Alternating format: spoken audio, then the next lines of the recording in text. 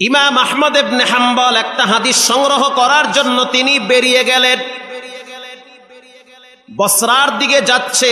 লম্বা পথ অতিক্রম করার পর তিনি সিদ্ধান্ত নিলেন যে রাত্র হয়ে গেছে, থাকার জন্য আল্লাহর ঘরে আশ্রয় নেওয়া দরকার। মসজিদে ঢুকলেন, গাট্টি রাইখা নামাজ আদায় করলেন। মসজিদের খাদেমকে বললেন, আজকের রাত্রটা কি মসজিদে থাকা যাবে? খাদেম স্পষ্ট জানায় দিলেন, না, থাকা যাবে না, কারণ থাকা নিষেধ।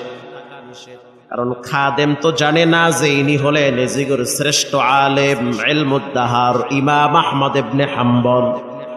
যে যারে চিনে সে তারে মানে, যে যারে চিনে না সে তারে মানতে চায় না। ইমাম আহমদ ইবনে হাম্বল একটা হাদিস সংগ্রহ করার জন্য তিনি বেরিয়ে গেলেন। বসরার দিকে যাচ্ছে। লম্বা পথ অতিক্রম করার পর